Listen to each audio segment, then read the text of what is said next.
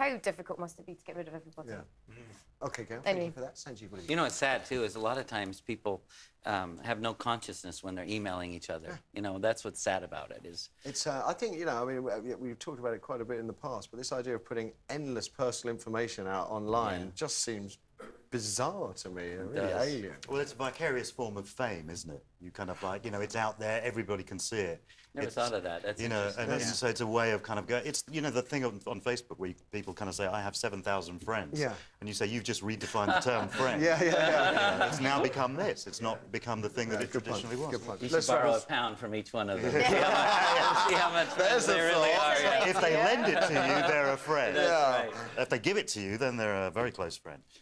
Whizzing through the stories today on the Daily Mirror, and it's on the front page and inside as well. This is Carol Thatcher being axed for using the term gollywog. Oh, no. They've axed her from the One Show, not from the entire BBC. Okay. I love Carol. They hope to diffuse the whole race row by getting her to apologise, to formally apologise.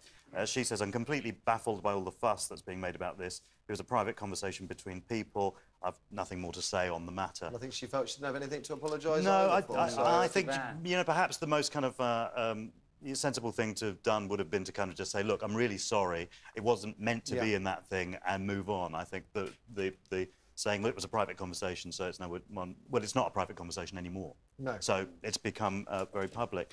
But again, you know... Sorry, just go back to that Daily Mirror, though. I saw they had a gollywog at the bottom. Does that make the Daily Mirror racist, or is it just when it compares people to... I don't know. It seems bizarre. You know, she's a great lady. You know, I'm surprised that she's... Yeah, I think it's a mess that she's found herself in, and I think that again, you know, as I said before, that you know, if I was mic'd up 24 hours a day, I would be deported. It would be, you know, because they're you know, if you know what then your thoughts. If it's your private conversation, then your thoughts. You know, what do you do? I was in the jungle with her. Yeah, no, of course, of course. She was, and I got to know her very well. She's an amazing lady, has a tremendous amount of integrity, and I'm surprised that they're picking on her like that, because I know she's not that way, the way they portray her at all. OK, we're going to run out of time. It's the way the media works. The next story we have is MP. This is in Daily Mail. MP the first to be sued for laziness. That's a great... Yeah. The reaction lets us know that we're thinking the first. 800 very nervous. Yes, very nervous. It's a Labour MP, which is Anne Keane, Isleworth and Brentford, which is where I kind of grew up. She's been sued by a constituent for laziness. I mean, strictly speaking, it's breaching a duty of care. But it was a constituent who basically said that he'd sent her loads of letters asking her for assistance and she hadn't responded. Right. The courts have basically kind of said, initially they kind of said, yeah, you're right, you know, she should pay him money. But now they've said, actually, do you know what? Go and think about it and prove it, actually, which is because obviously she says I did all I could. But if we watch... you know, the parliamentary channel, and we see the number who are asleep, we should make a note of who they are. Next one I've got is rather an amazing one, actually. This is in the Daily Express. Councillor blocked path of a 999 call. There was a councillor, a Lib Dem councillor called Colin Rosensteel. Apologies if I've got the mispronounced the name. But he basically blocked the path of an ambulance that was trying to get to revellers at a... you know, what do you call it? Fate fair. Yeah, fair, a music kind of festival thing, because he said that vehicles weren't allowed and they were blocking the grass.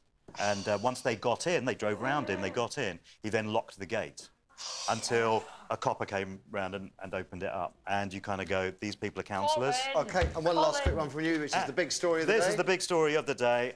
Anything to declare, sir? This is in the Daily Mirror. Yes to live pigeons in my pants. I don't want to hear about your personal problems. And the first pun from me today in the paper, their first line in the Mirror is, what a coup. But basically, this was in Melbourne. It was a guy who was jetting in from Dubai.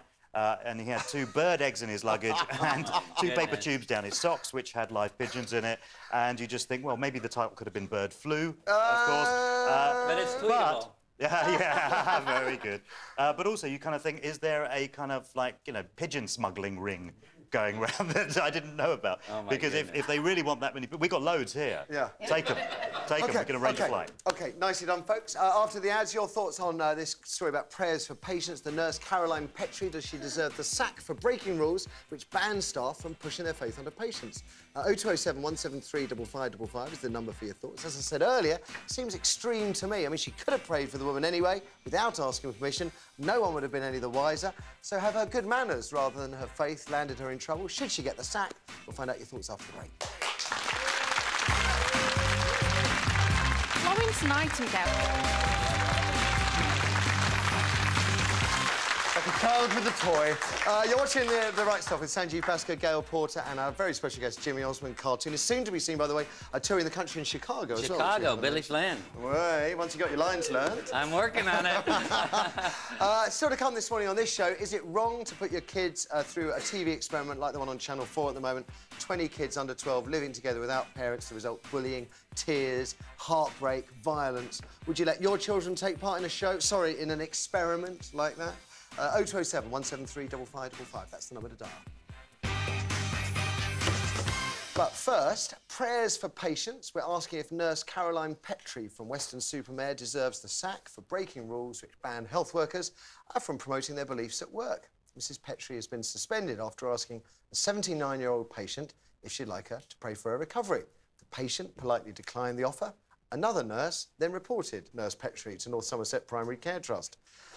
Now, the Nursing and Midwifery Council Code of Conduct makes it clear that nurses, and I quote here, must not use their professional status to promote causes that are not related to health. Caroline has been nursing for more than 20 years, regularly offers to pray with patients if she feels they'd like it. Personally, I'm struck by her politeness. I mean, if she hadn't asked permission to pray and had just done it anyway, no one would have known, no one would have been any the wiser. And given that more than half of us in this country claim to pray at least once a week, you could argue that Nurse Petrie was only responding to patient needs. Well, Caroline Petrie joins us now on the phone. Good morning, Caroline. Good morning. How are you, Matthew? I'm very well, thank you for asking. Good. The rules do say that you shouldn't do this. That's right, isn't it? Well, we've been discussing this issue of health, and as I've said before, I feel that health is just not about treating the ailment, i.e. the wound that needs dressing, or the blood that needs taking, or the blood pressure needs checking.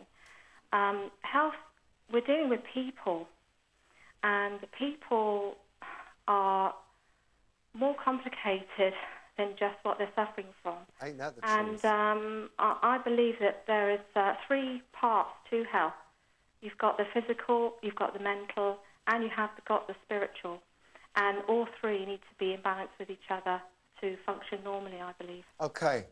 How do you feel about the situation you're in now, suspended? Well, I'm quite shocked, really, that this is all happening. But I do understand where the PCT are coming from.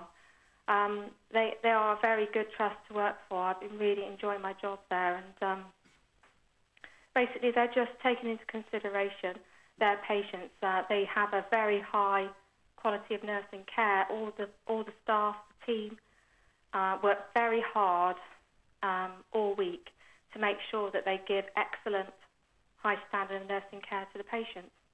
Caroline, Sanjeev Bhaskar here. Feel free to pray for me anytime you like. I think it's a great honour to have anyone pray for you. This, I mean, tell me if this is right. Is this the first time this has happened? I believe that you've been reprimanded, or you were told about this or discussed this before. Oh, this is the second incident.